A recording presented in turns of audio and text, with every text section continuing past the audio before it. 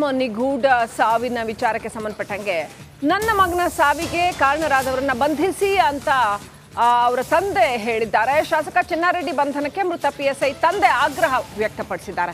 ನಮ್ದು ತೀರಾ ಬಡತನದಿಂದ ಬಂದಿರುವಂತಹ ಕುಟುಂಬ, ತನ್ನ ಸೊಸೆಗೆ ಬದುಕೋಕ್ ದಾರಿ ಮಾಡಿಕೊಡ್ಬೇಕು, ಮಗನ ಸಾವು ನಮ್ಗೆ ಒಪ್ಕೊಳ್ಳೋಕೆ ಆಗ್ತಾ ಇಲ್ಲ ಅಂತ ಮೃತ ಪಿಎಸ್ಐ ಪರಶುರಾಮ್ ತಂದೆ ಜನಕಮುನಿ ಅಂತ ಅವ್ರ ಹೆಸರು, ಅವ್ರು ಹೇಳಿದ್ದಾರೆ.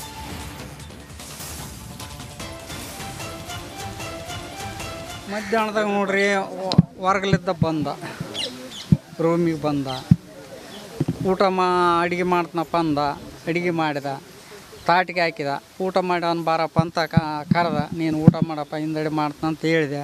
ಹೇಳಿದ ಮೇಲೆ ಆ ತಾಟಿಗೆ ಹಾಕಿನ ಬಾರಪ್ಪ ಆರ್ತೈತೆ ಊಟ ಮಾಡಿಬಿಡೋಣ ಬಾ ಅಂದ. ಇಬ್ಬರು ಊಟ ಮಾಡಿದ್ವಿ. ತಾನು ಊಟ ಮಾಡಿದ, ಊಟ ಮಾಡಿ ಹೋಗಿ ರೂಮ್ನಾಗ ಮಕ್ಕಂಡ್ರಿ. ಮಕ್ಕಣ ಅಂದ್ಬಿಡು, ಮಕ್ಕಂಡ ಅಂತ ಯಾಕೆ ಎಬ್ಸ್ಬೇಕಂತ ನಾನು ಎಬ್ಸಿಲ್ರಿ. ತಾಯನೇ ಕೈ ಮುಟ್ಟಿ ಮಾಡಿ ಉಣ್ಸ್ಕೊಂಡ್ರಿ. ಇಬ್ಬರೇ ಇದ್ದೀವಿ. ಮುಂಜೆ ಎಲ್ಲ ಅವರು ಆರಾಮಾಗಿದ್ರಲ್ಲ? ಆರಾಮಾಗಿದ್ದಾರೆ, ಆರಾಮಾಗ್ಯಾರ. ಆದ್ರೂ ಮಕ ಒಂದು ಥರ ಇತ್ತು ರೀ, ಒಂದು ಮಕ ಒಂದು ಥರ ಮಾಡ್ಕೊಳ್ಳೋಣಲ್ಲ. ನಾನು ಹೋಗಿ ಸುಮ್ಮನೆ ಹೇಳು 2 ದಿನ ಹೋಗಿ ಬರ್ತೀನಂತ ನಾನು ಕೇಳಿದೆ. ಕೇಳಿದ್ರೆ ನಂದು ಟ್ರಾನ್ಸ್ಫರ್ ಆಗೋದೈತವ್ವ, ನೀನು ಹೋಗ್ಬೇಡನ್ನು, ನಾನು ನಿಂತು ಟ್ರಾನ್ಸ್ಫರ್ ಮಾಡಾಕ 2 ದಿನ ಹೋಗಿ ಮತ್ತೆ ಬಂದು ಮಾತಾಡ್ನಪ್ಪ ಅಂತ ನನ್ನ ಮಗನ ಕೂಡ ಮಾತಾಡಿದ್ನೆ. ಯಪ್ಪ, ನನಗೆ ಟ್ರಾನ್ಸ್ಫರ್ ಮಾಡೋಕೆ ರೊಕ್ಕ ಯಾರು ಕೊಡ್ತಾರಂತ ಕೇಳಿದ್ನು.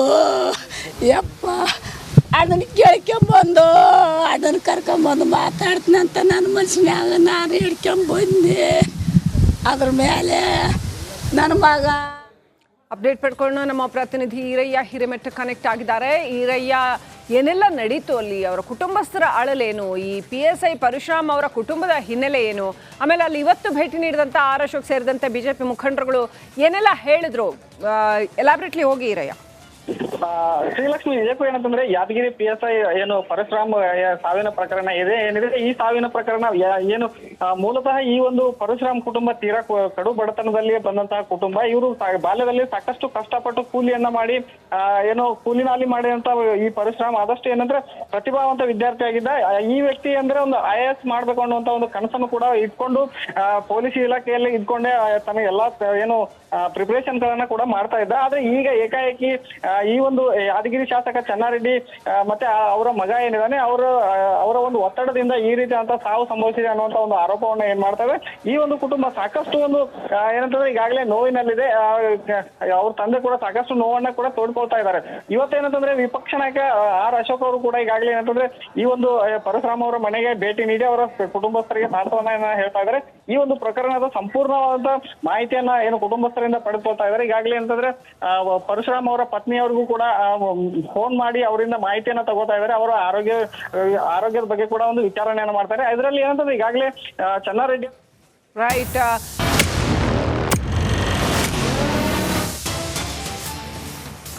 ವೃದ್ಧ PSI ಪರಶುರಾಮ್ ಮನೆಗೆ ಆರ್ ಅಶೋಕ್ ಭೇಟಿ ಕೊಟ್ಟಿದ್ದಾರೆ. ಪರಶುರಾಮ್ ಕುಟುಂಬಸ್ಥರಿಗೆ ಅಶೋಕ್ ಸಾಂತ್ವನ ಹೇಳಿದ್ದಾರೆ. ಕೊಪ್ಪಳದ ಕಾರಟಗಿಯ ಸೋಮನಾಳ ಗ್ರಾಮದ ನಿವಾಸಕ್ಕೆ ಆರ್ ಅಶೋಕ್ ಭೇಟಿ ಕೊಟ್ಟಿದ್ದಾರೆ. ವಿಪಕ್ಷ ನಾಯಕ ಆರ್ ಅಶೋಕ್ ಜೊತೆ ಇತರೆ ಬಿಜೆಪಿ ನಾಯಕರು ಕೂಡ ಭೇಟಿ ಕೊಟ್ಟಿದ್ದಾರೆ.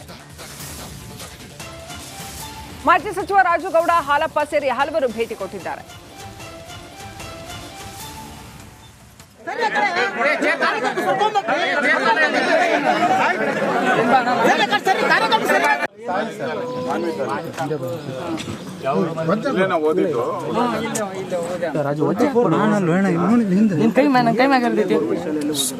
ಸ್ವಲ್ಪ ಹಿಂತೋಗಿ ಕ್ಯಾಮ್ರಾ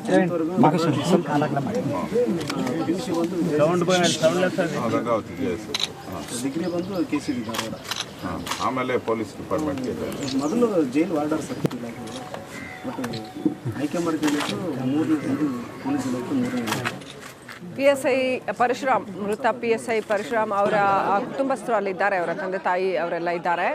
ಆರ್ ಅಶೋಕ್ ಭೇಟಿ ನೀಡಿ ಮಾತುಕತೆ ನಡೆಸ್ತಾ ಇದ್ದಾರೆ. ಏನೇನಾಯಿತು ಅನ್ನುವಂಥದ್ದನ್ನು ವಿಚಾರಣೆ ಮಾಡ್ತಾ ಇದ್ದಾರೆ. ಅವ್ರ ಜೊತೆ ಬಿಜೆಪಿಯ ಇನ್ನಷ್ಟು ಮುಖಂಡರುಗಳು ಸಹ ಇದ್ದಾರೆ.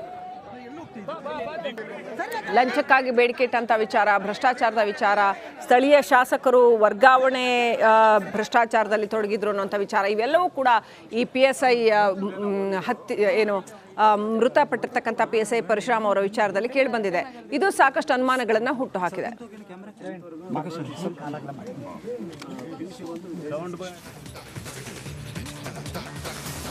ಯಾದಗಿರಿ PSI ಪರಶುರಾಮ್ ಪರಪ್ಪನ ಅಗ್ರಹಾರ ಜೈಲಿನಲ್ಲಿ ಸಹೋದರರ ಸಮರ ಆಗೋಯ್ತು.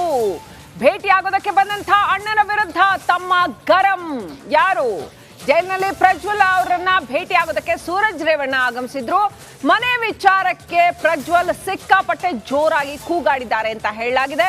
ನಾನೇನ್ ಮಾಡಿದ್ದೀನಿ, ನನ್ನಿಂದ ಏನಾಗಿದೆ ಅಂತ ಜೋರಾಗಿ ಗಲಾಟೆ ಮಾಡಿದ್ರಂತೆ. ನಿನ್ನೆ ಸಂಜೆ ಪ್ರಜ್ವಲ್ ಭೇಟಿಗೆ ಸೂರಜ್ ರೇವಣ್ಣ ಬಂದಿದ್ರು ಅಂತ ಹೇಳಲಾಯ್ತು. ಅಣ್ಣ ತಮ್ಮನ ನಡುವೆ ಜೋರ್ ಮಾತುಕತೆ ನಡೆದಿದೆಯಂತೆ, ಕೂಗಾಟ ನಡೆದಿದೆಯಂತೆ. ಜೈಲಿನ ಗೇಟ್ ಬಳಿ ಬಂದು ಪ್ರಜ್ವಲ್ ಮಾತನಾಡಿದ್ದಾರೆ ಅಂತ ಹೇಳಲಾಗಿದೆ. ಈ ಸಂದರ್ಭದಲ್ಲಿ ಮಾತನಾಡೋ ಸಂದರ್ಭದಲ್ಲಿ ಪ್ರಜ್ವಲ್ ಗಲಾಟೆ ಮಾಡಿದ್ದಾರೆ ಅಂತ ಹೇಳಲಾಗಿದೆ. ಅಪ್ಡೇಟ್ ಪಡ್ಕೊಳ್ಳೋಣ, ಪ್ರತಿನಿಧಿ ನವೀನ್ ಕನೆಕ್ಟ್ ಆಗಿದ್ದಾರೆ. ನವೀನ್, ಏನೆಲ್ಲ ನಡೀತು, ಏನೆಲ್ಲ ಮಾತುಗಳು ಕೇಳಿ ಬಂದ್ವು? ಶ್ರೀಲಕ್ಷ್ಮಿ ರಾಜ್ಕುಮಾರ್, ಕಳೆದ 15 ದಿನಗಳ ಹಿಂದೆ ಪ್ರತ್ಯೇಕ ಪ್ರಕರಣದಲ್ಲಿ ಇಬ್ರು ಕೂಡ ಪರಪ್ಪನ ಅಗ್ರಹಾರ ಜೈಲಿನಲ್ಲಿ ಇದ್ರು. ಅಂದ್ರೆ ಸೂರಜ್ ರೇವಣ್ಣ ಹಾಗೂ ಸಹೋದರ ಪ್ರಜ್ವಲ್ ರೇವಣ್ಣ ಇಬ್ರು ಕೂಡ ಜೈಲಿನಲ್ಲಿ ಇದ್ರು. ನಿನ್ನೆ ಸಂಜೆ ಅಂದ್ರೆ ಜೈಲಿನಲ್ಲಿ ಕಳೆದ ದಿನಗಳು ಇದ್ರೂ ಸಹ ನಿನ್ನೆ ಸಂಜೆ ಭೇಟಿಗಂತ ಸೂರಜ್ ರೇವಣ್ಣ ಪ್ರಜ್ವಲನ ನೋಡೋದಕ್ಕೆ ಜೈಲಿಗೆ ಬಂದಿದ್ರು. ಅಂದ್ರೆ ಸಂಜೆ 5:30 ಜೈಲಿನ ಭೇಟಿಯಾಗಕ್ಕೆ ಹೋಗಿದ್ರು. ಈ ಒಂದು ಸಂದರ್ಭದಲ್ಲಿ ಒಳಗಡೆ ಕೊಠಡಿಯಲ್ಲಿ ಭೇಟಿಯಾಗೋದಕ್ಕೆ ಅವಕಾಶ ಇರಲಿಲ್ಲ, ಸಮಯ ಆಗಿದ್ರಿಂದ ಅವರಿಬ್ಬರನ್ನು ಕೂಡ ಆ ಗೇಟ್ ಬಳಿ ಭೇಟಿಯಾಗೋದಕ್ಕೆ ಅವಕಾಶವನ್ನ ಕೊಟ್ಟಿದ್ರು. ಈ ಸಂದರ್ಭದಲ್ಲಿ ಸೂರಜ್ ರೇವಣ್ಣ ಮಾತುಕತೆ ನಡೆಸ್ತಾ ಇದ್ದ ಸಂದರ್ಭದಲ್ಲಿ ಪ್ರಜ್ವಲ್ ಏಕಾಏಕಿಯಾಗಿ ಜೋರಾಗಿ ಕೂಗಾಡಿದ್ದಾರೆ ಅನ್ನೋದು ಕೂಡ ರಿಪಬ್ಲಿಕ್ ಕನ್ನಡಕ್ಕೆ ಗೊತ್ತಾಗಿದೆ. ಈ ಒಂದು ಸಂದರ್ಭದಲ್ಲಿ ನಾನೇನು ತಪ್ಪು ಮಾಡಿದ್ದೀನಿ ಅನ್ನೋ ವಿಚಾರಕ್ಕೆ ಜೋರಾಗಿ ಅಣ್ಣನ ವಿರುದ್ಧವೇ ಪ್ರಜ್ವಲ್ ರೇವಣ್ಣ ಹರಿಹಾಯ್ದಿದ್ರು.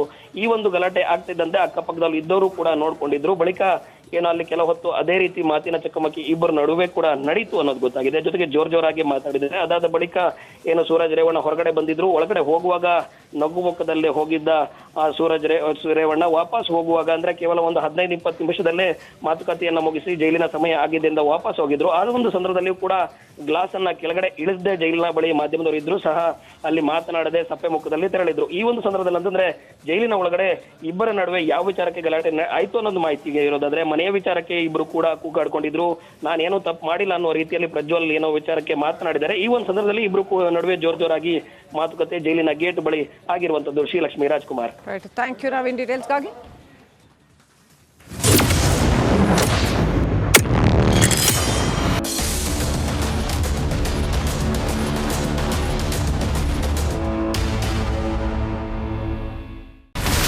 ಇಲ್ಲಿರುವಂತ ಈ ಒಂದು ಗುಡ್ಡ ಕುಸಿದ ಪರಿಣಾಮ ಯಾವ ರೀತಿಯಾಗಿತ್ತು ಅಂತಂದ್ರೆ ಗಂಗಾವಳಿ ನದಿ ಪಕ್ಕದಲ್ಲಿರುವಂತಹ ಉಳುವರ್ ಎನ್ನುವ ಗ್ರಾಮ ಸಂಪೂರ್ಣವಾಗಿ ಇವತ್ತು ನಾಶ ಆಗಿದೆ. ಮನೆ ಮಠ ಏನಿಲ್ಲ, ಎಲ್ಲ ಹೋಗ್ಬಿಟ್ಟಿದೆ.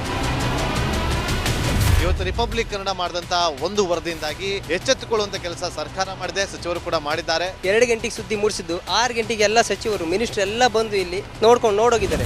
ಎಲ್ಲಾ ಜನರಿಗೂ 1,20,000 ಮತ್ತೆ ಅವರಿಗೆ ಮನೆಗೆ 5 ಲಕ್ಷ. ಈ ಸುದ್ದಿಯನ್ನ ಎಲ್ಲ ಒಂದು ಅಧಿಕಾರಿಗಳಿಗೆ ಮೂಡಿಸಿದ್ದಕ್ಕಾಗಿ ರಿಪಬ್ಲಿಕ್ ಕನ್ನಡ ಟಿವಿಗೆ ಧನ್ಯವಾದ ಹೇಳಿ ಇಷ್ಟಪಡ್ತೇವೆ. ಮನೆನೂ ಕೊಡ್ತೇವೆ, ಮಕ್ಕಳ ಶಿಕ್ಷಣಕ್ಕೆ ತೊಂದರೆ ಆಗದೆ ಇದ್ದಂಗೆ ಹೆಲ್ಪ್ ಮಾಡ್ತೇವೆ. 1,20,000 ಮನೆ ಯಾರ್ದ್ರ ಡ್ಯಾಮೇಜ್ ಆಗಿದೆ ಅದನ್ನ ಕೊಡ್ತೀವಿ ಅಂತ ಒಪ್ಕೊಂಡಿದ್ದಾರೆ. ನಮ್ಮ ಕಷ್ಟಕ್ಕೆ ನೀವು ರಿಪಬ್ಲಿಕ್ ಕನ್ನಡದವರಾದಂತ ನೀವು ನೆರವಾಗಿರ್ತ ನಾವು ನಂಬಿದ್ದೇವೆ. ಅವರಿಗೆ ಸೂರನ್ನ ಕಲ್ಪಿಸಿಕೊಡೋವರೆಗೂ ಕೂಡ ರಿಪಬ್ಲಿಕ್ ಕನ್ನಡ ಅವರಿಗೆ ಧ್ವನಿಯಾಗಿ ನಿಲ್ಲುವಂತ ಕೆಲಸವನ್ನ ಮಾಡ್ತೇವೆ.